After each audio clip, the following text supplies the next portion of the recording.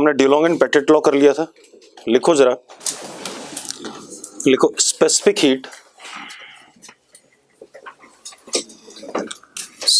Heat is maximum, जितने material हैं उनमें से सारे मटेरियल के लिए सबसे मैक्सिमम किसके लिए होती है? लिखो specific heat is maximum for hydrogen, specific heat is maximum for hydrogen 3.5 calorie per gram per degree Celsius, 3.5 calorie per gram per degree Celsius, मतलब इससे ज़्यादा स्पेसिफिक हीट किसी मटेरियल की नहीं होती है। ठीक है, इतनी बात। Followed by water 1 calorie per gram per degree Celsius, और वाटर की भी ये 1 calorie per gram per degree Celsius 14.5 और 15.5 के बीच में होती है। बाकी जगह पर इससे थोड़ी सी क्या होगी, कम होगी। ठीक है, फॉलोड बाय वाटर कितना, 1 calorie per gram per degree Celsius, and specific heat is minimum, and specific heat is minimum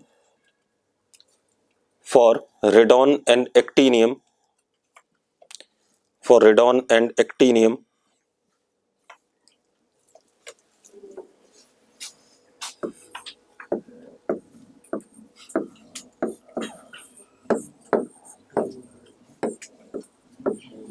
radon और एक्टिनियम के लिए कितना, 0.022 calorie per gram per degree Celsius. Clear है भाई?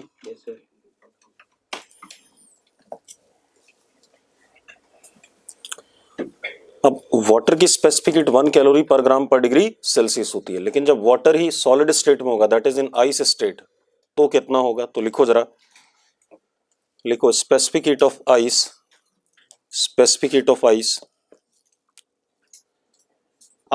वाटर और वाटर वेपर, ये वाला डाटा याद रखना। ठीक है, ये कई बार आपको क्वेश्चन में नहीं देगा। ठीक है, इतनी बात।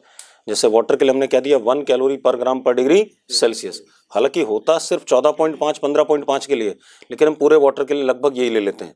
ठीक है, इतनी बात। बाकी जगह पर इससे थोड़ा सा क्या होता है, 0 से 100 के बीच में इससे थोड़ा सा क्या होगा, कम होगा। ठीक है, तो अब specific heat of ice 0.5 calorie per gram per degree Celsius, 0.5 calorie per gram per degree Celsius,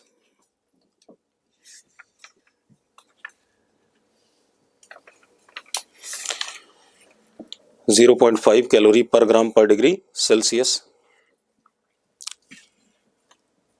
specific heat of water vapours that is steam, specific heat of water vapours that is steam, steam का कितना होता है,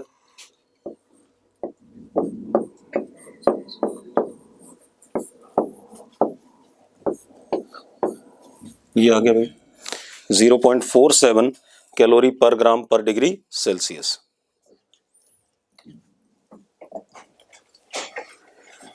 अब हम एक term और define करेंगे, लिखो जरा, थर्मल कैपेसिटी।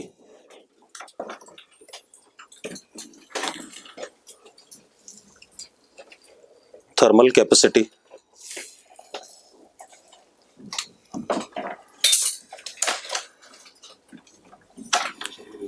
स्पेसिफिक हीट की डेफिनेशन क्या थी? अमाउंट ऑफ हीट, सुनो लिखो नहीं, स्पेसिफिक हीट लिख चुके आप, amount of heat required by unit mass of substance to raise its temperature by 1 degree Celsius, ऐसा था। थर्मल कैपेसिटी की क्या डेफिनेशन है? लिखो, amount of heat required bye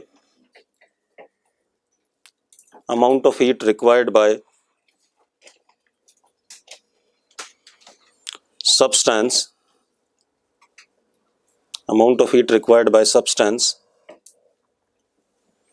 to raise its temperature by 1 degree Celsius.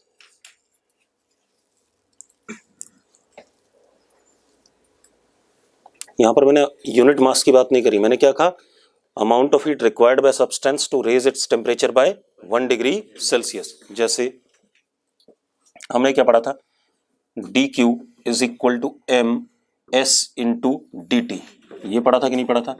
तो m into s is equal to d q by d t. अब एक बात बताओ, m into s is what? Thermal capacity, temperature, heat required. अगर हम dt को क्या करते हैं 1 डिग्री सेल्सियस, तो थर्मल कैपेसिटी को किससे डिनोट करें? जल्दी बता दो, किससे डिनोट करें? T से करोगे निकम्मो, तो ये T तो टेम्परेचर भी है, C से molar specific heat.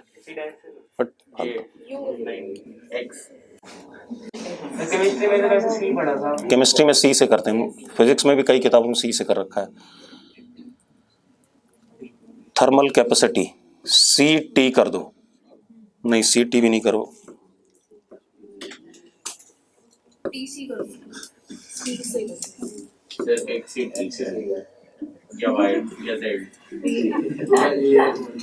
CT C small t कर दो, ठीक है। थर्मल कैपेसिटी, इसकी यूनिट क्या हो जाएगी? जूल पर केल्विन। ऐसा यूनिट क्या हो जाएगी? जूल पर केल्विन या पर डिग्री सेल्सियस, या कैलोरी पर केल्विन या पर डिग्री सेल्सियस। ये सुनो, ठीक है भाई। अच्छा, अब एक काम और करना है। कल से जो आपकी क्लास होगी, जैसे सुबह तो करोगे ही करोगे, शाम वाली ऑनलाइन करोगे फिजिक्स की, नहीं, वरना फिर ऐसी भीड़ शाम को भी हो जाएगी, है ना। 2 क्लासें होंगी, शाम को 4 बजे लिंक आ ही जाता है तुम्हारे पास, ठीक। रोज मैथ्स की नहीं हो रही है, मैथ्स की आज से ही मना हो जाएगी, ठीक है। वही तो मैं भी सोच रहा हूँ, ठीक है। अब मुझे 15 मार्च तक सिलेबस भी निपटाना है क्वेश्चन करा करके, ठीक है। तो इसलिए ये काम करेंगे। अब रुको 1 मिनट, तुम लोग कम प्रैक्टिस करना, मैं करा दूंगा क्लास में। अगर डबल क्लास होगी तो मैं क्वेश्चन करा सकता हूँ फिर क्लास में। अब आज नहीं, क्योंकि आज तो अब मैं इन्फॉर्मेशन दे रहा हूँ, तो आज शाम वालों को अब हाँ मैक्सिमम क्लास में हो जाएगा। 2 कर लियो, क्या हो गया? हट, 2 की बात हाँ, जाना होता है शाम को। 4 बजे कहाँ जाना होता है तूने? और प्रोग्राम होते हैं। कोई प्रोग्राम नहीं होता है, 15 दिन के लिए प्रोग्राम टाल दे सारे। अब लिखो जरा, मर जाएगा, उससे कुछ नहीं होगा। रिकॉर्डिंग तो बहुत सारी पड़ी है, बहुत सारे मास्टरों की पड़ी है, क्या करेगा उसका? अब बातें नहीं भाई, सर आपकी नहीं है ना, रुक जा। अब लिखो, कितनी बात होगी? तो हीट जब भी हम देते हैं तो कैसे देते हैं? Q is d q is equal to m s D t, ठीक है, इतनी बात। अब अगर हम क्या कर रहे हैं, देखो 1 मिनट, अब ध्यान सुनना।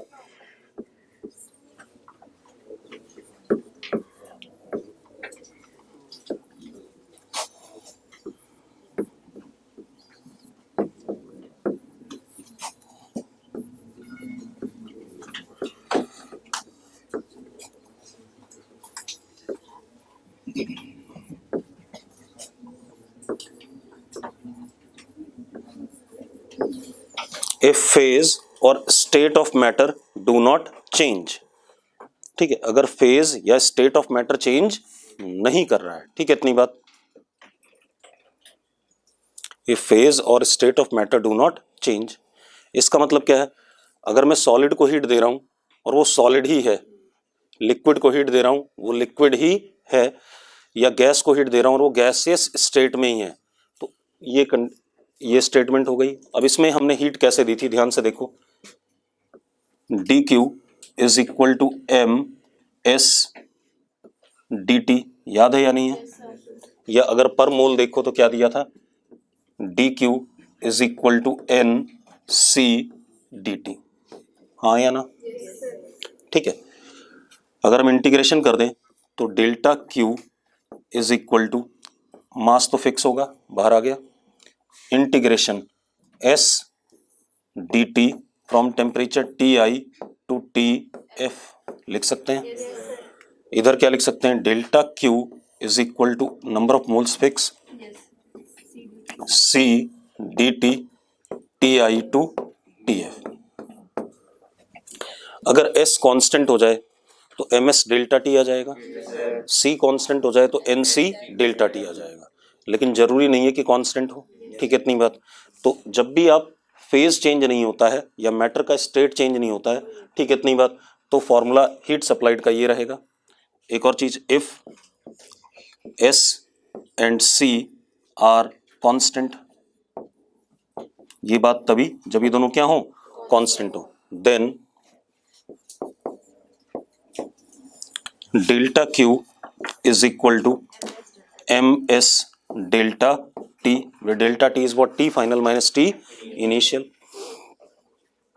या इधर delta Q is equal to n c delta t. मानते हो या नहीं मानते हो, हाँ या ना। चल, अब हीट देने पे हमेशा ऐसा तो नहीं होता कि फेज चेंज ना करे, हीट देने पे कई बार क्या होता है, फेज भी चेंज होता है, अब उसकी बात करने वाले हैं हम, ठीक है इतनी बात। तो लिखो जरा, नोट कर लिए। If specific heat and molar specific heat are what, constant. इतनी बात हो गई, सिंपल सी कहानी है।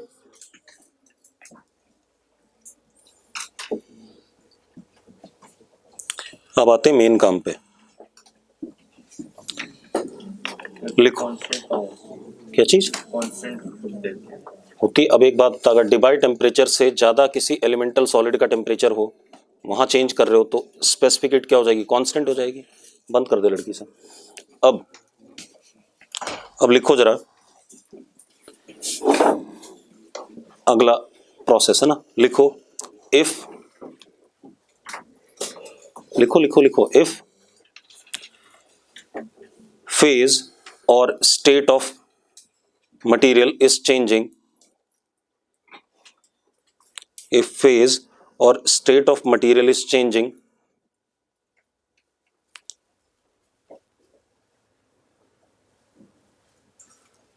on giving heat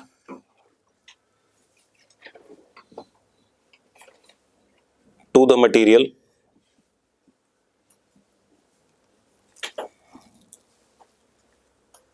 or during release of heat from the material or during release of heat from the material।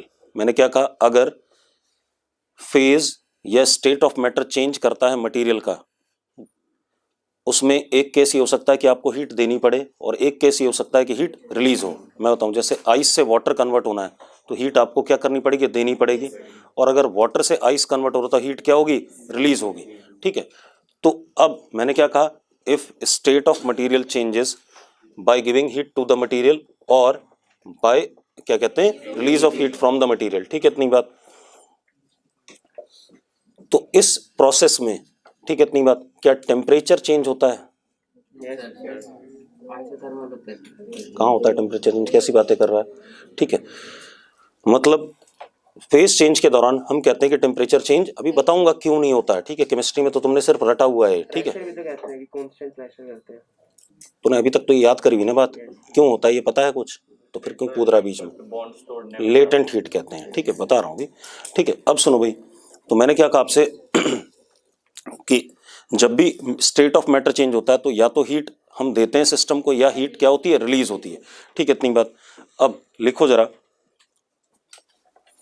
लिखो, during such phase transformations, during such phase transformations temperature of material do not change, temperature of material do not change, ठीक है इतनी बात। अब क्यों नहीं करता अभी पता चल जाएगा, ठीक है इतनी बात। Temperature of material do not change, और ये प्रोसेस दो ही होते हैं, या तो मेल्टिंग या क्या क्या कहते हैं, बॉइलिंग, हाँ या ना, या रिवर्स समझ लो, बॉइलिंग का रिवर्स क्या हो गया, कंडेंसेशन, और मेल्टिंग का रिवर्स क्या हो गया, सॉलिडिफिकेशन, ठीक है इतनी बात। तो यही बात तो हो गई, ठीक है। तो अब लिखो जरा, लिखो लेटेंट हीट, लेटेंट हीट बातें नहीं, लेटेंट हीट लिखो। अब लेटेंट हीट क्या होती है? डिफरेंट मटेरियल की लगेन डिफरेंट होगी भाई। अगर मुझे आइस को वाटर में कन्वर्ट करना है, 1 ग्राम आइस को 1 ग्राम पानी में कन्वर्ट करना है, तो लेटेंट हीट ऑफ फ्यूजन, ठीक है। लेकिन अगर मुझे 1 ग्राम आयरन को 1 ग्राम लिक्विड आयरन में कन्वर्ट करना है तो अलग होगी, ठीक है। इतनी बात। तो अलग अलग मटेरियल के लिए ये भी अलग अलग होता है, ठीक है। इतनी बात। तो लिखो जरा डेफिनेशन क्या, लेटेंट हीट लिखो। It is amount of heat required bye, it is amount of heat required by unit mass of substance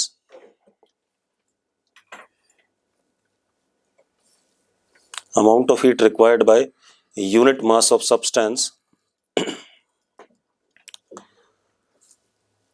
to change its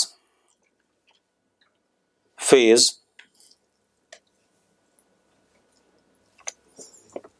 at constant temperature, at constant temperature। मैंने क्या कहा, ये amount of heat unit mass of substance को चाहिए ताकि उसका क्या change हो जाए, फेज चेंज हो जाए। तो Q delta Q is equal to M into what, latent heat. Latent heat को किससे डिनोट करेंगे, L से। अगर M को 1 कर दूं तो Q किसके बराबर आ गया, L के बराबर आ गया कि नहीं आ गया, हाँ या ना। मास of substance, L is what, latent heat, ठीक है। इतनी बात। अगर मास को 1 यूनिट करता है 1 ग्राम, ठीक है। इतनी बात। तो एक बात बता, कितनी हीट सप्लाई करी तूने इसको कन्वर्ट करने में, लेटेंट हीट के बराबर, ठीक है। इसकी यूनिट क्या हो जाएगी, जूल पर केजी या कैलोरी पर ग्राम, हाँ या ना, कैलोरी पर ग्राम। अब एक चीज और,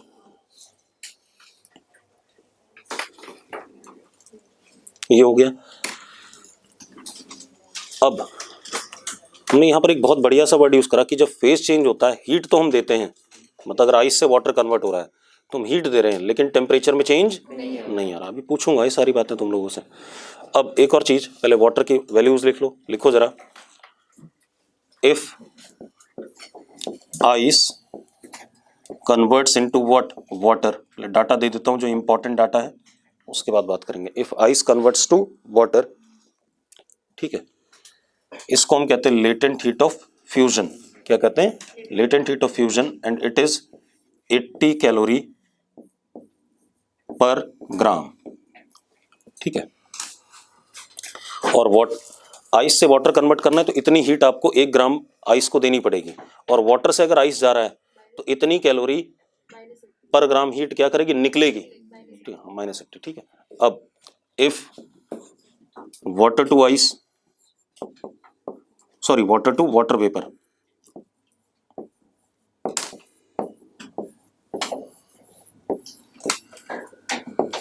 या स्टीम भी कह सकते हो, latent heat of vaporization 540 calorie per gram. और अगर स्टीम से वाटर बन रहा है, कंडेंसेशन हो रहा है, तो इतनी एनर्जी क्या होगी, रिलीज होगी 1 ग्राम से, ठीक है। ये डाटा याद रखने, वाटर, आइस और वाटर वेपर वाले डाटा हमेशा याद रखना, चाहे वो स्पेसिफिक हीट के थे चाहे वो लेटेंट हीट के थे, क्योंकि कई बार आपको क्वेश्चन में नहीं देगा ये, ठीक है। अब खेल क्या है, सीधी सी बात है, सिंपल कहानी यह है कि why during phase change when heat is supplied या heat is released temperature of system do not change. सवाल ये है, ठीक है। इतनी बात। तो लिखो जरा, लिखो why during phase change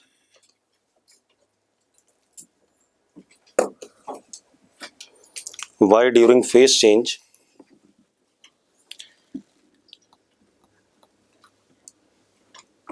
temperature of system do not change। एक तो ये सवाल हो गया। दूसरा सवाल भी एक बनता है, देखो दूसरा सवाल ये बनता है, लिखो नहीं, क्या बनता है कि जैसे फेज चेंज हो रहा है तो टेम्परेचर चेंज नहीं हो रहा है, तो क्या इंटरनल एनर्जी सिस्टम की फिक्स है? हमने पढ़ा हुआ केमिस्ट्री में कि internal energy is a function of what, temperature. मतलब आइडियल गैस के लिए होगी, तो यहाँ इंटरनल एनर्जी चेंज होती है, यानी कि मैंने बस ये कहा कि वो आइडियल के लिए था, मतलब एनसीबी यहाँ क्या कहूँ, उसका अलग फॉर्मूला होएगा, मतलब वो तो मेरा सवाल ये है, सिंपल सी बात है कि इंटरनल एनर्जी चेंज करेगी या नहीं करेगी। डिपेंडेंट है तो नहीं करेगी सर। अगर ऐसा फंक्शन मैं यहाँ कह रहा हूँ, यहाँ पे फॉर्मूला पे डिपेंड करता है सर, तो फॉर्मूला क्या दे रहे हो? मैं फॉर्मूला क्यों दूंगा, मैं तो सिर्फ पूछ रहा हूँ अभी। एवरेज काइनेटिक एनर्जी करेगी सर, टेम्परेचर तो चेंज नहीं हुआ ना, वॉल्यूम चेंज हो रहा है सर, तो फिर हीट तो दे रहे हैं। वॉल्यूम चेंज हो रहा है, वॉल्यूम का भी फंक्शन होती है सर वो। क्या होता है वॉल्यूम का फंक्शन, वो सर ये इंटरनल एनर्जी यू, तो कैसे कैसे होती है फंक्शन वॉल्यूम का, ये बता। सर इतना तो याद नहीं सर। चलो अब ध्यान सुनना भाई, हमने क्या कहा, टेम्परेचर चेंज हो नहीं होगा ड्यूरिंग फेज चेंज, ठीक है। लिखो, चलो पहले समझ लें तब लिखते हैं ना, ठीक है।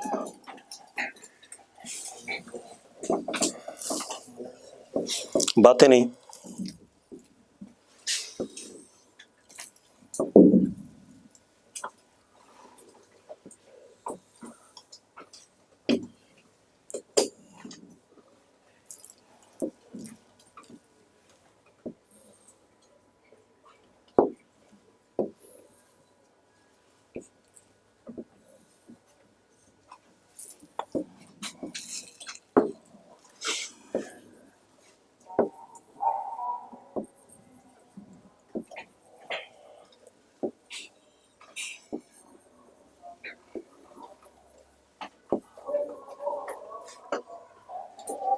इसमें आवाज क्यों आ रही है।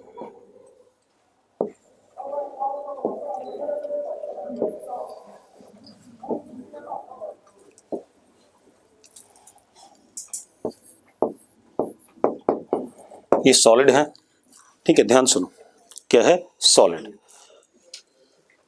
At what temperature, T melting point,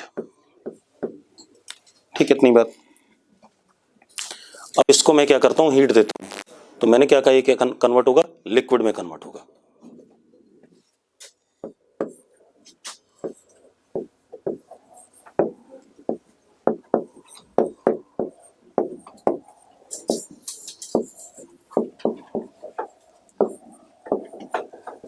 ऐसे हीट दी हमने, ठीक है, ध्यान सुनना।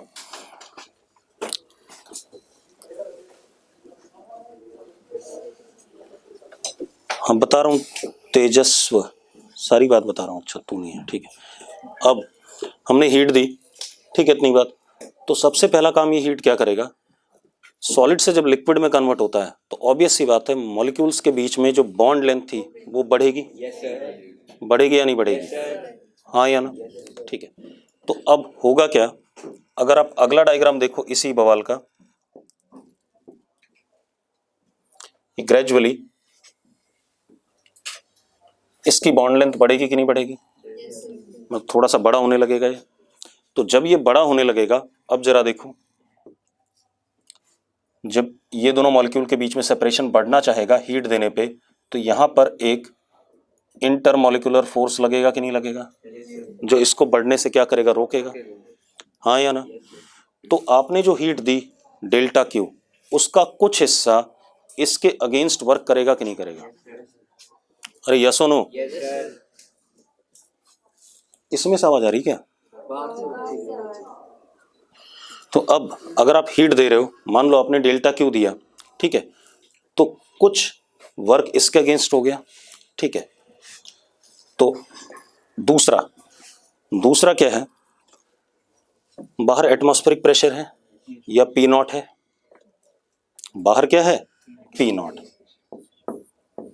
तो जब ये बाहर बढ़ना चाहेगा तो इसके ऊपर इधर से पी नॉट इंटू ए एक फोर्स और लगेगा कि नहीं लगेगा, इंटू क्रॉस सेक्शन एरिया। तो इस एटमॉस्फेरिक प्रेशर के अगेंस्ट भी आप क्या कर रहे हो, वर्क कर रहे हो कि नहीं कर रहे हो, यस और नो। और ये बहुत स्लो प्रोसेस होता है भाई, कैसा प्रोसेस होता है, slow process. Slow processes are generally what, isothermal in equilibrium condition, क्योंकि प्रेशर बाहर और अंदर क्या होता है, नियरली क्या हो जाएगा, सेम, ठीक है, इतनी बात। अब लिखो जरा, लिखो,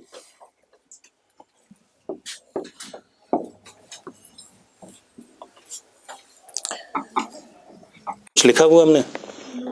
why during phase change temperature of system do not change. लिखो when heat is supplied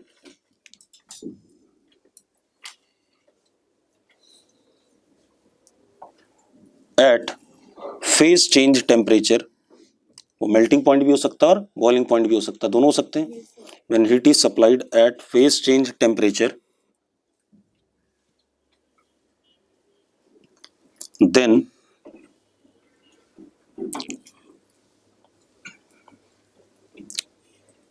heat supplied goes as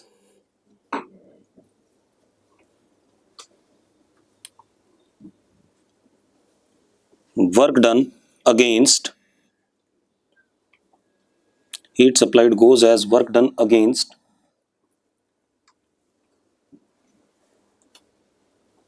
intermolecular forces of system goes as work done against intermolecular forces of system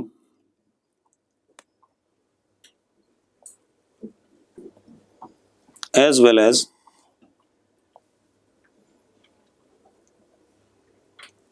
work done against surrounding pressure. जो system के surrounding में क्या है? Pressure है. इन दो कहानी में चला जाता है. अब मेरी बात ध्यान से देखो.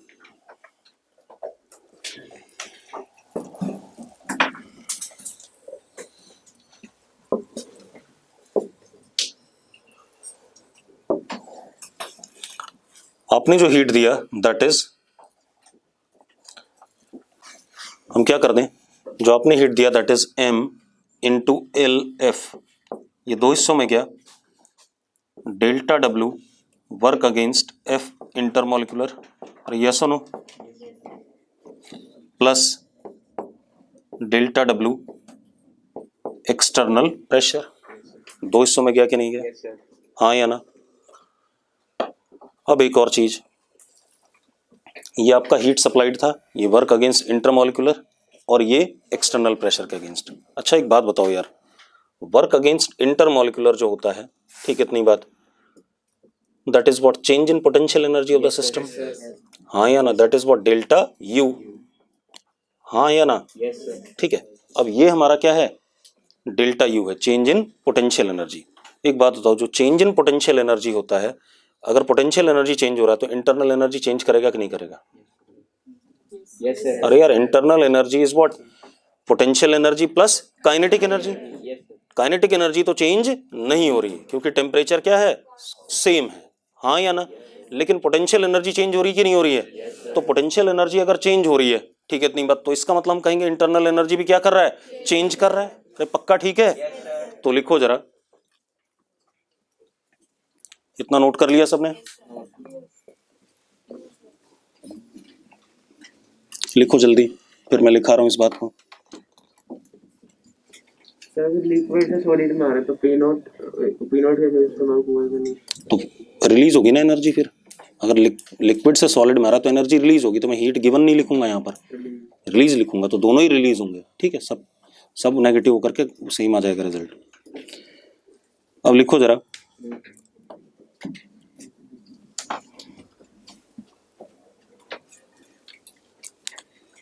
लिखो work done against intermolecular forces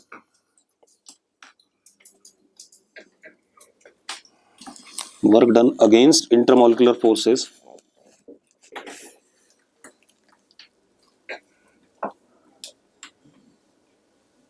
goes as change in internal energy of the system. हाँ या ना? Change in internal energy of system. पक्का? Although kinetic energy of molecules do not change. हाँ या ना? अरे निकम्मो, किसकी वजह से आया है चेंज? पोटेंशियल एनर्जी के चेंज होने की वजह से. ठीक है, क्योंकि इंटरमोलिकुलर सेपरेशन क्या कर गया? चेंज कर गया. और हमने पढ़ा था कि अगर आप मॉलिक्यूल्स को दूर ले जाओ या पास आते हैं तो पोटेंशियल एनर्जी में क्या आता है? चेंज आता है। तो मैंने क्या कहा, work done against intermolecular force goes as change in internal energy of system although kinetic energy of molecules do not change as temperature is constant, as temperature is constant। ठीक है भाई, टेम्परेचर क्योंकि क्या है, कांस्टेंट है। कोई issue है इसमें? ठीक है, अब ये बढ़िया बात हो गई।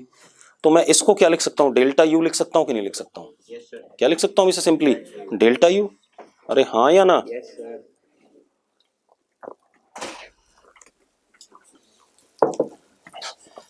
देखो लड़का कह रहा था ना फंक्शन ऑफ वॉल्यूम आना चाहिए, तो आ रहा है देखो।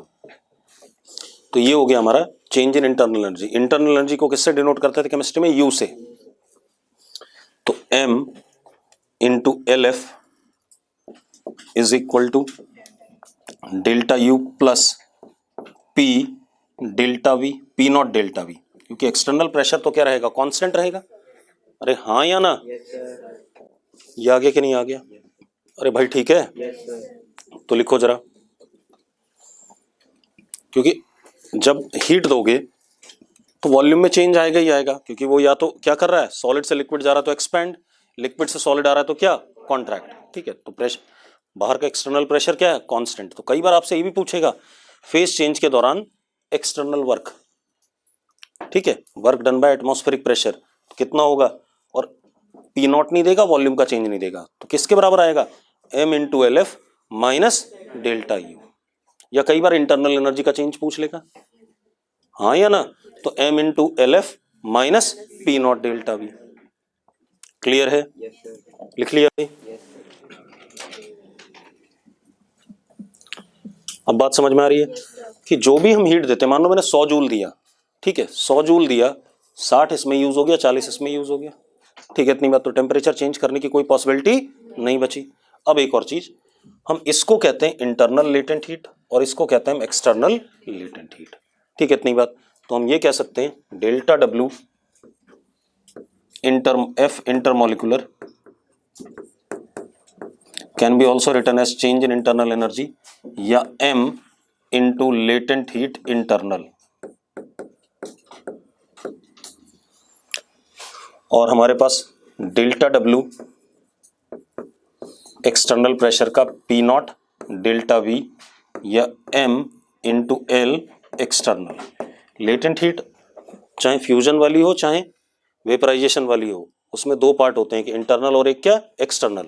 इंटरनल लेटेंट हीट क्या होता है, heat against what, intermolecular forces utilized, और एक्सटर्नल क्या होता है, heat against external pressure utilized. Clear इतनी बात? तो अगर मैं इन दोनों की वैल्यू यहां डाल देता हूं तो m से m कट जाएगा। I can write L is, ये F मत लिखो, लेटेंट हीट ऑफ फ्यूजन क्यों लिख रहे हैं, वो तो किसी में भी चल जाएगा, ये चीजें तो सब में चलती हैं, ठीक है, इतनी बात। L is equal to L internal plus L external, आ जाएगा? क्लियर है सबको ये बकवास? अब एक और चीज होती है भाई,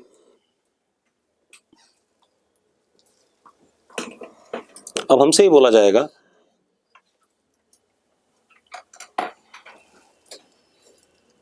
हो गया,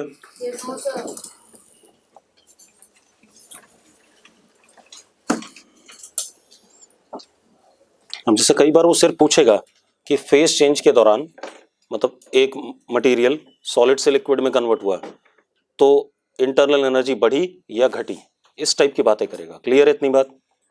अगर ये डेल्टा यू पॉजिटिव आता है तो बढ़ गया, डेल्टा यू नेगेटिव आता है तो क्या कर गया, घट गया। यही कहानी है या नहीं है? बस ठीक है, अभी देखते हैं कैसे।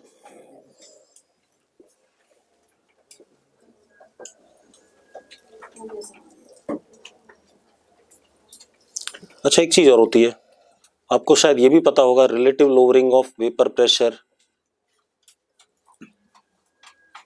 तो आपने ये तो सुना होगा कि जैसे बॉइलिंग पॉइंट वाटर का 100 डिग्री सेल्सियस है when atmospheric pressure is 1 atmosphere, P not, हाँ या ना?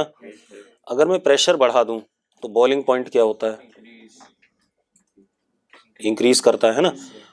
और मेल्टिंग पॉइंट आइस का 0 डिग्री सेल्सियस है, कितने पे, 1 एटमॉस्फेयर पे, और अगर मैं प्रेशर बढ़ा दूं तो मेल्टिंग पॉइंट क्या करता है, डिक्रीज। ये पढ़ा हुआ है शायद आपने, ऐसा नहीं हो सकता। कौन सा स्टेट ऑफ मैटर हो गया, मैटर में वो है एक पार्ट जिसमें वो है ऐसा मेरे ख्याल से, ऑटोक्लेविंग वगैरह लिखा हुआ है। मतलब ये तो होना चाहिए कि क्या कहते हैं, मतलब बॉइलिंग पॉइंट हमें 100 डिग्री सेल्सियस डिफाइन किया गया 1 एटमॉस्फेयर पे। अगर प्रेशर चेंज करते हैं तो बॉइलिंग पॉइंट क्या करता है, चेंज करता है। यार निकम्मो, हम कहते नहीं कि पहाड़ों पे खाना जल्दी बन जाता है और यहाँ ऐसा कुछ उल्टा सीधा कहते हैं ना, ठीक है, क्योंकि वहाँ बॉइलिंग पॉइंट क्या होता है, कम होता है, क्योंकि एटमॉस्फेरिक प्रेशर क्या हो जाता है, कम हो जाता है। ये बातें तो पढ़ी है ना, तो वही तो मैं भी पूछ रहा हूँ, और क्या पूछ रहा हूँ, ठीक है। तो लिखो जरा,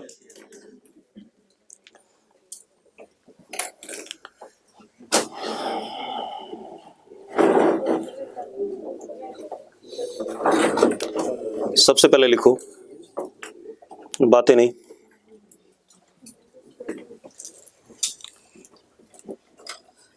लिखो इफ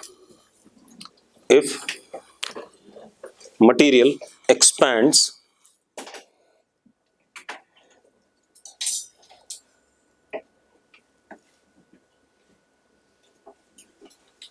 नहीं, ऐसे नहीं लिखो, एक्सपेंशन से कोई मतलब नहीं, काट दो इसे। अगर ये डेल्टा यू पॉजिटिव आता है तो हम कहेंगे इंटरनल एनर्जी क्या कर रही है, बढ़ रही है, और डेल्टा यू नेगेटिव आता है तो इंटरनल एनर्जी क्या कर रही है, घट रही है। तो लिख लो इफ डेल्टा यू, क्योंकि एक्सपेंशन कई जगह उल्टा चल जाएगा, if delta u greater than 0 then internal energy increases. और कैसे पता चलेगा, निकम्मो यहां देखो, m इंटू एल, अगर पी नॉट डेल्टा वी से क्या होगा, बड़ा होगा, तो इसका मतलब डेल्टा यू क्या आएगा, पॉजिटिव, और m इंटू एल अगर इससे छोटा हो गया तो क्या हो जाएगा, नेगेटिव। ठीक है, इतनी बात। तो क्या लिख रहे हैं हम, if delta u greater than 0 then internal energy increases, and if delta u less than 0 internal energy decreases. लिख लिया भाई, देखो जरा, heating curve of material, heating curve of material, heating curve of material, किसी मटेरियल को हम heat कर रहे हैं,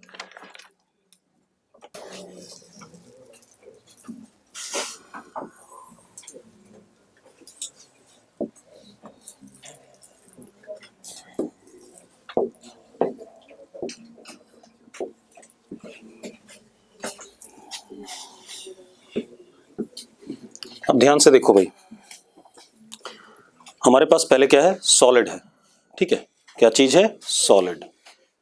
इसको छोटा कर लें, ये लिखने में दिक्कत आएगी फिर, चलो कोई बात नहीं। हमने क्या करा, पहले लिख लेते हैं सॉलिड, पहले इस चीज को लिखना, ठीक है। सॉलिड को हमने क्या दिया, हीट दिया डेल्टा क्यू, तो ये किस में कन्वर्ट हुआ बेटा, नहीं, सॉलिड ही रहा, लेकिन सॉलिड का क्या इंक्रीज कर गया, टेम्परेचर इंक्रीजेस। अरे निकम्मो, अगर आइस एट -20 डिग्री सेल्सियस थी तो आइस को पहले आप हीट करोगे तो -20 से क्या आएगा, 0 की तरफ आएगा कि नहीं आएगा, क्या -20 से 0 के बीच में वो पानी में कन्वर्ट हो जाएगा, कतई नहीं। तो आइस हीटेड, उसका टेम्परेचर बढ़ा, और किस टेम्परेचर पे आ गया, मेल्टिंग पॉइंट पे आ गया कि नहीं आ गया, ठीक है। अब आपने क्या करा, इसे हीट दिया डेल्टा क्यू। अब यहां पर क्या हो रहा है, फेज चेंज, सॉलिड किस में कन्वर्ट हुआ, लिक्विड में, लेकिन टेम्परेचर चेंज नहीं हुआ, हाँ या ना, टेम्परेचर में चेंज नहीं आया, ठीक है, इतनी बात। अब मतलब आइस मेल्ट होकर के वाटर में कन्वर्ट हो गई, और वाटर का टेम्परेचर कितना है, 0 डिग्री सेल्सियस। अब आपने इसे फर्दर हीट दिया, तो अब क्या होगा, टेम्परेचर इंक्रीजेस, रहेगा किसमें, लिक्विड में। वाटर एट 0 डिग्री से 10 हो गया, 20 हो गया, 30 हो गया, 40 हो गया, हीट देते जाओ, बढ़ता जाएगा, बढ़ते बढ़ते कहां पहुंचेगा, बॉइलिंग पॉइंट पे पहुंचेगा कि नहीं पहुंचेगा। अब आप इसे फर्दर हीट दे रहे हो तो क्या हो रहा, again phase change, phase change हो रहा है, लिक्विड किस में कन्वर्ट हो गया, गैस में, ठीक है, इतनी बात। और टेम्परेचर कितना, T बॉइलिंग पॉइंट, हाँ या ना, ठीक है, इतनी बात। अब आप फर्दर इसे हीट दे रहे हो तो टेम्परेचर क्या करेगा, बढ़ेगा और रहेगा किस स्टेट में, गैसियस स्टेट में। ये एक प्रोसेस होगा हमारा, ठीक है। इसी को हम क्या कहते हैं, हीटिंग कर्व करते हैं कि सॉलिड से हम किस तरफ ले गए, गैस की तरफ ले गए। तो पहले सॉलिड को हीट दी, सॉलिड का टेम्परेचर बढ़ा, कहाँ पहुंचा, मेल्टिंग पॉइंट पे, फिर हीट दी, सॉलिड मेल्ट होकर के किस में कन्वर्ट हुआ, लिक्विड में, ठीक है, इतनी बात। उस दौरान टेम्परेचर चेंज नहीं हुआ। फिर हमने लिक्विड को हीट दी, ठीक है, इतनी बात। तो लिक्विड का टेम्परेचर क्या करा, बढ़ा, ठीक है, बढ़ते बढ़ते कहाँ पहुंचा, बॉइलिंग पॉइंट पे, ठीक है, इतनी बात। फिर हमने हीट दी तो लिक्विड किस में कन्वर्ट हुआ, गैस में, विदाउट चेंज इन टेम्परेचर, ठीक है, इतनी बात। फिर उसके बाद गैस को हीट दी तो गैस का टेम्परेचर फर्दर क्या करने लगा, बढ़ने लगा।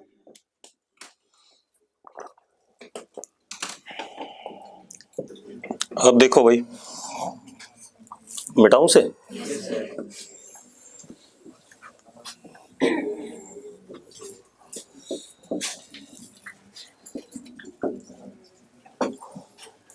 हम मान लो हम सॉलिड को हीट दे रहे हैं,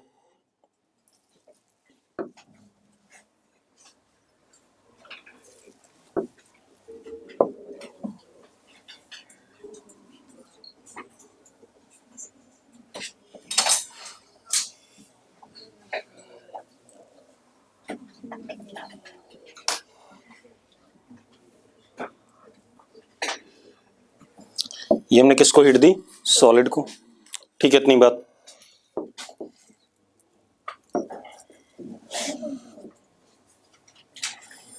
ठीक है, जब आप हीट दोगे सॉलिड को तो ध्यान से देखो क्या बन रहा है, delta Q is equal to m specific heat of solid into what, delta t, हाँ या ना, ठीक है। डेल्टा टी मतलब t final minus t initial, ठीक है। अब delta T is equal to delta Q upon M s. एक बात बताओ, ये स्ट्रेट लाइन कर्व बनेगा कि नहीं बनेगा? अगर मैं इसको डेल्टा टी कर दूं तो क्या बन रहा है, स्ट्रेट लाइन कर्व बन रहा है कि नहीं बन रहा है, हाँ या ना। ये y, ये x और ये क्या, slope, 1/ms is what, slope, हाँ या ना। चलो इसको डेल्टा टी कर लो आप, तो यहां पर रहेगा कैसा, सॉलिड, और टेम्परेचर क्या कर रहा है, बढ़ रहा है, और आपने क्या दिया, इसे हीट दिया।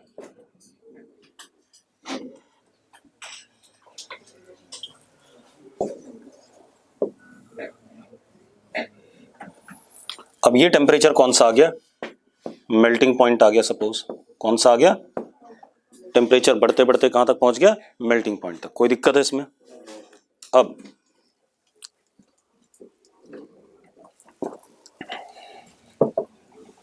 आप क्या करो, अब आप हीट देते हो फर्दर, तो अब जो आप हीट दोगे that would be delta Q is equal to m into latent heat of what, fusion, हाँ या ना।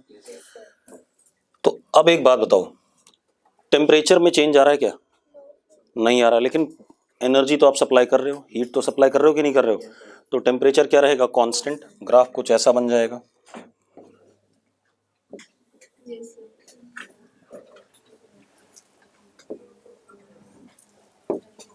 ये हमारा क्या, सॉलिड से लिक्विड, ठीक है।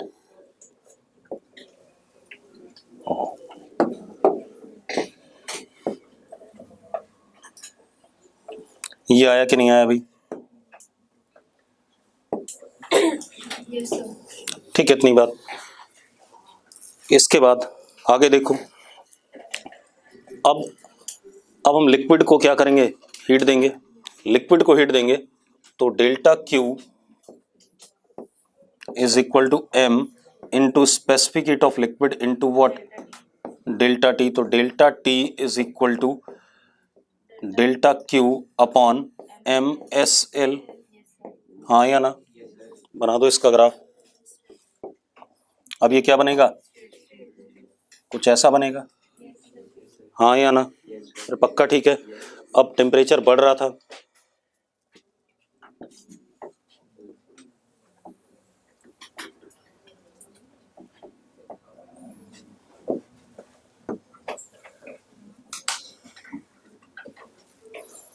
इस दौरान ये क्या रहा, लिक्विड, और टेम्परेचर बढ़ के मेल्टिंग पॉइंट से भाई थोड़ी हीट दी तो बढ़ के थोड़ा सा बढ़ा, थोड़ा और दिया और बढ़ गया, और बढ़ गया, कहां तक पहुंच गया, बॉइलिंग पॉइंट तक। ठीक है, अब अगर हम इसे फर्दर हीट देते हैं तो this would be now what,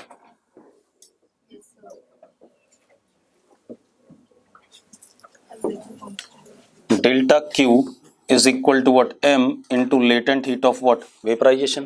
temperature क्या रहेगा, कांस्टेंट रहेगा, हाँ या ना।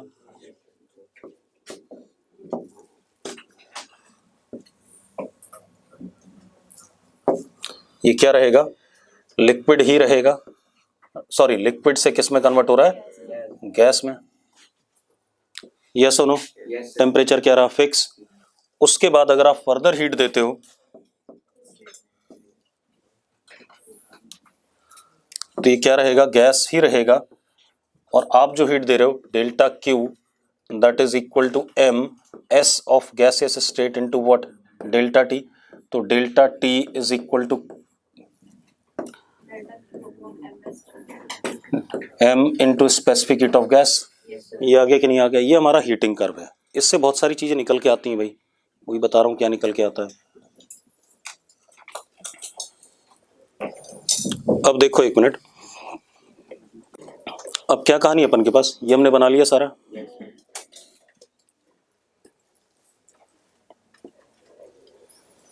अब यहां से देखो ये क्या था, m इंटू एल एफ, ये था या नहीं था, लेटेंट हीट ऑफ फ्यूजन है या नहीं है, और ये क्या है, m इंटू एल वी। पक्का मानते हो या नहीं मानते हो।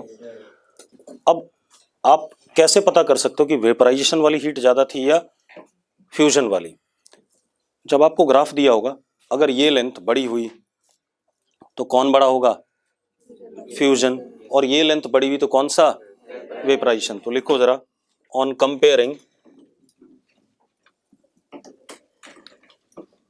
Lengths of latent heat, on comparing lengths of latent heat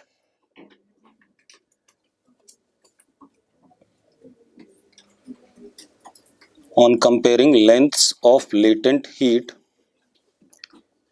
we can comment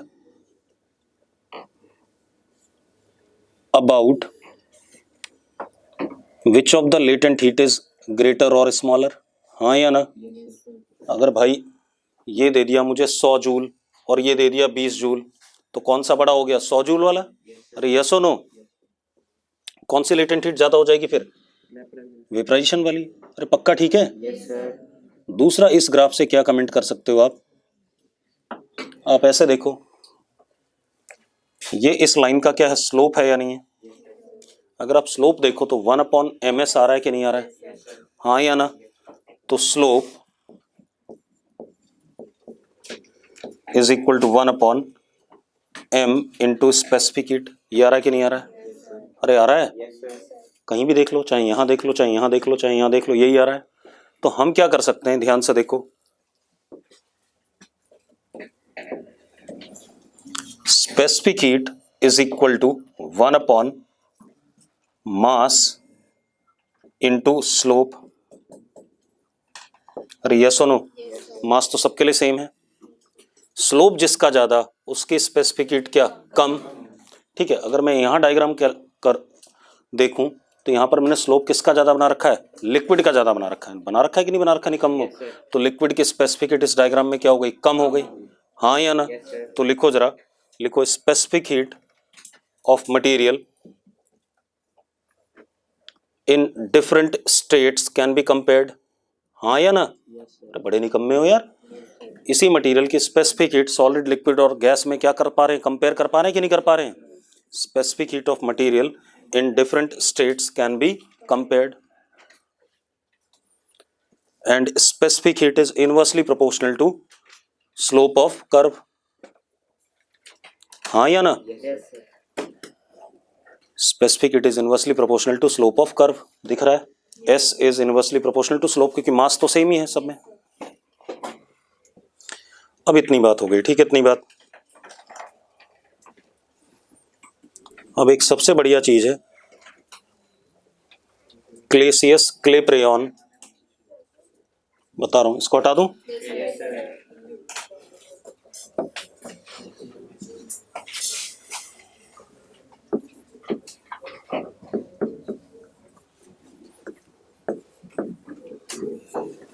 ये स्पेलिंग है ना,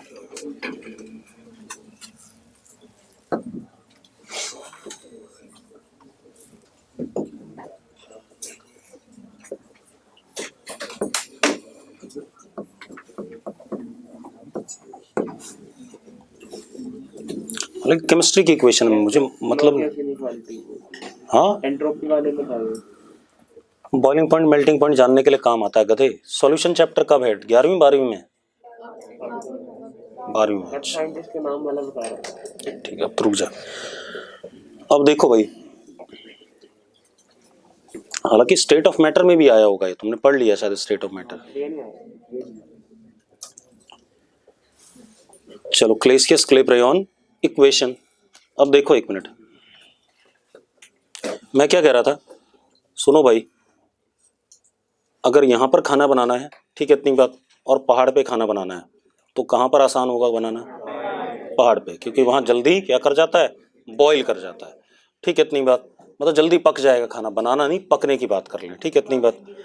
अब तो जहां पर भी प्रेशर ज्यादा होगा वहां पर बॉइलिंग पॉइंट क्या होगा, ज्यादा होगा, और जहां पर कम होगा वहां पर क्या होगा, कम होगा, ठीक है। तो ऐसा क्यों हो रहा है ये बात कर लें, ठीक है।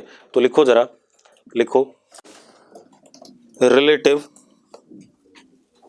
Change in boiling point and freezing point,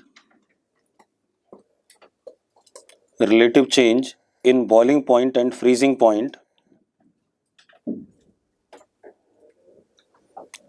of material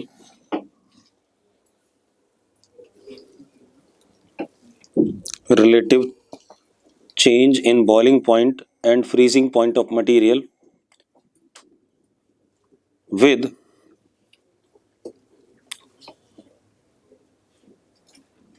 variation of pressure। तो प्रेशर के चेंज करने पे बॉइलिंग पॉइंट या मेल्टिंग पॉइंट में चेंजेस, उसको हम क्या कहते हैं, इस इक्वेशन से डिफाइन करेंगे, क्लेसियस क्लेप्रेयॉन से, ठीक है, इतनी बात। अब ये इक्वेशन क्या कहती है,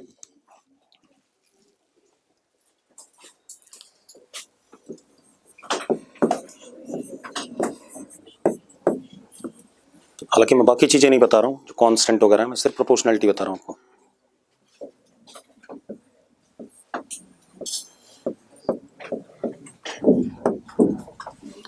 यहां पर क्या है, DP is what, change in pressure.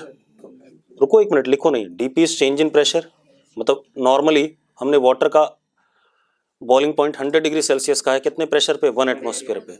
अब अगर मैं प्रेशर 3 एटमॉस्फेयर करता हूं तो डीपी कितना है, 2 एटमॉस्फेयर। डीपी कितना है, 2 एटमॉस्फेयर, ठीक है, इतनी बात। Change 100 degree Celsius boiling point था पानी का, कितने एटमॉस्फेयर पे, अब मैंने 3 एटीएम कर दिया, तो what is change in pressure,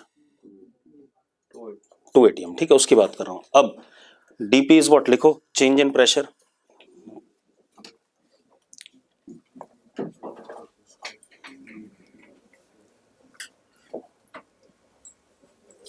ठीक है। VF and VI are specific volumes,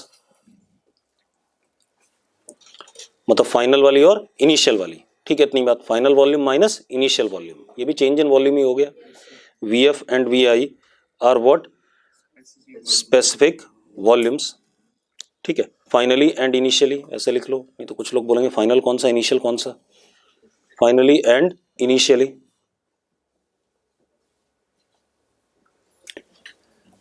dt is change in phase temperature, change in phase temperature। अब मेरी बात ध्यान सुनना भाई,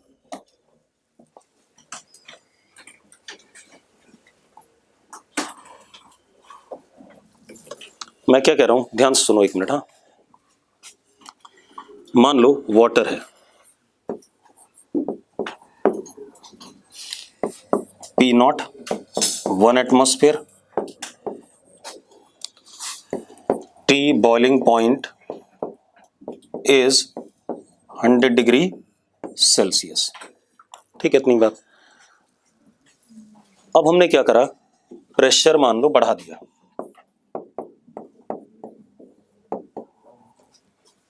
अब मुझे टी बॉइलिंग पॉइंट डैश चाहिए।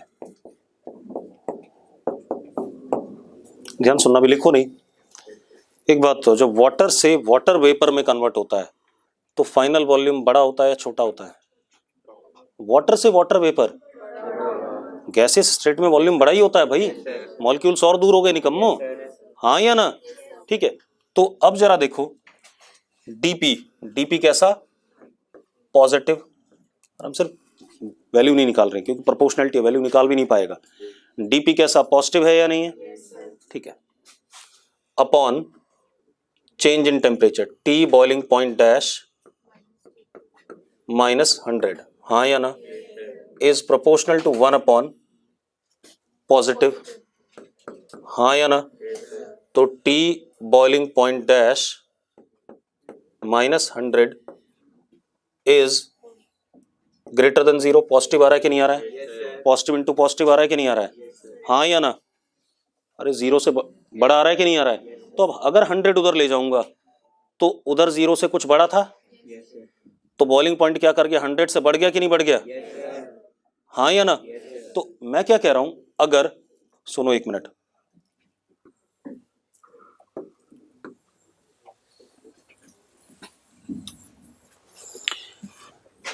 अगर आप प्रेशर बढ़ा रहे हो और वॉल्यूम भी क्या कर रहा है, बढ़ रहा है फेज चेंज के दौरान, अगर आप प्रेशर बढ़ा रहे हो और वॉल्यूम भी फेज चेंज के दौरान क्या कर रहा है, बढ़ रहा है, ठीक है, इतनी बात। तो बॉइलिंग मतलब phase change temperature will what, increase. Phase change temperature boiling भी हो सकता है, मेल्टिंग भी हो सकता है, हम तो सिर्फ बॉइलिंग को देख रहे थे ना अभी। तो लिखो जरा, लिखो if P increases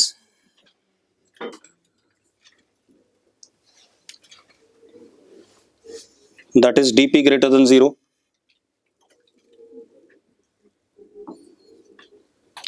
and volume increases during phase change,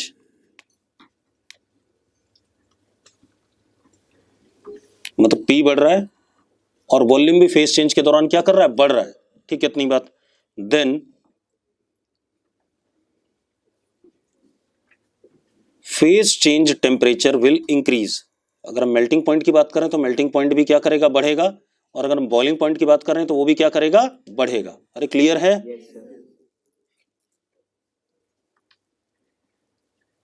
then phase change temperature will increase. अगला लिखो, लिखो अगला, if P decreases and V increases during phase change, P तो बढ़ रहा है लेकिन V क्या कर रहा है, फेज चेंज के दौरान घट रहा है। अरे क्लियर है? अच्छा, P घट रहा है और V बढ़ रहा है, ठीक है, चलो कोई बात नहीं, तो 4 केसेस बनेंगे इसमें, ठीक है। तो मैंने क्या कहा, P decreases, V increases during phase change. तो एक बात बताओ, अब जरा देखो, ये तो नेगेटिव और ये कैसा, पॉजिटिव, तो पॉजिटिव नेगेटिव क्या आ गया, नेगेटिव आ गया, तो dt क्या आ गया, लेस देन 0, हाँ या ना? तो फेज चेंज टेम्परेचर क्या करेगा, अब घटेगा। तो लिखो जरा, now phase change temperature will decrease, phase change temperature will decrease. अब एक काम करते हैं, पानी के लिए बात सोचते हैं ना, लिखो जरा, in conversion of water to steam, पानी से क्या जा रहा है, स्टीम जा रहा है, in conversion of water to steam,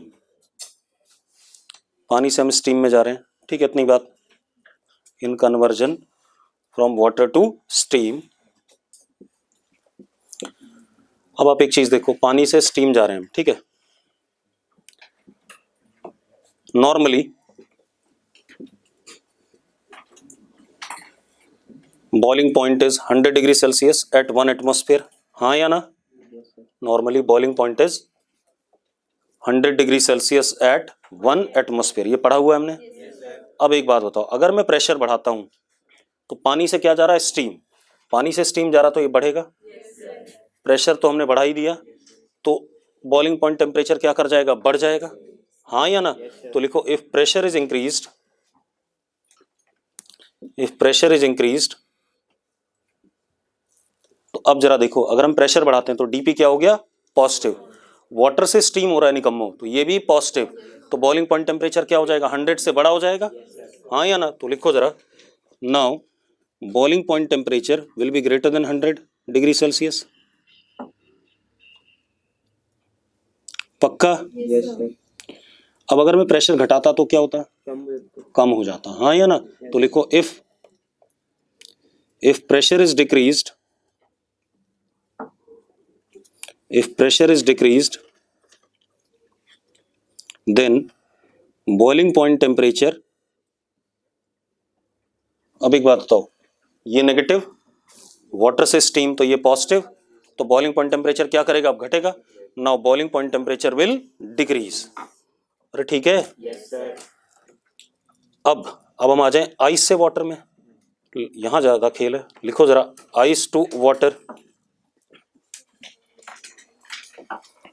ice to water.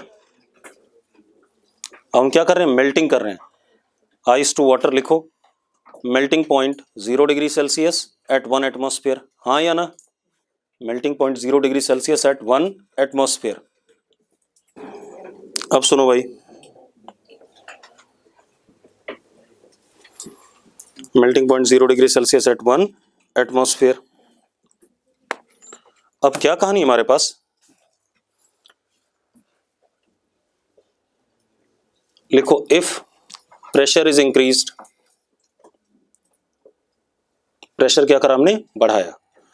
अब एक बात बताओ, आइस जब मेल्ट कर रहा है, जिससे पूछूंगा वही लोग बताएंगे, सब लोग नहीं बताएंगे, ठीक है? इतनी बात। तो मैंने क्या कहा? आइस से वाटर कन्वर्ट हो रहा है और मैंने प्रेशर बढ़ा दिया, ठीक है? When pressure is increased. अब इना एक बात बता, आइस से वाटर कन्वर्ट हुआ, VF माइनस VI पॉजिटिव होगा या नेगेटिव होगा? पॉजिटिव होगा। गलत बोल रही है, नेगेटिव होगा। पढ़ाया था मैंने, एनोमलस बिहेवियर ऑफ वाटर, यही तो खेल है, इसीलिए वाटर पढ़ा रहा हूँ साला, वरना पढ़ाता ही क्यों मैं? ठीक है, हाँ ठीक है। वॉल्यूम क्या करता है? घटता है। तो निकम्मो VF माइनस VI क्या हो जाएगा? नेगेटिव हो जाएगा, हाँ या ना? तो अब DT क्या हो जाएगा? नेगेटिव। DT नेगेटिव हो जाएगा, तो इसका मतलब मेल्टिंग पॉइंट क्या कर जाएगा? घट जाएगा। उल्टा हो गया कि नहीं हो गया? ठीक है, तो लिखो जरा, क्या लिखा हमने? व्हेन प्रेशर इज इंक्रीज्ड, ठीक है, due to anomalous behaviour of water, due to anomalous behaviour of water, delta V less than 0, हाँ या ना? Delta V less than 0, so melting point decreases. अरे घट गया कि नहीं घट गया?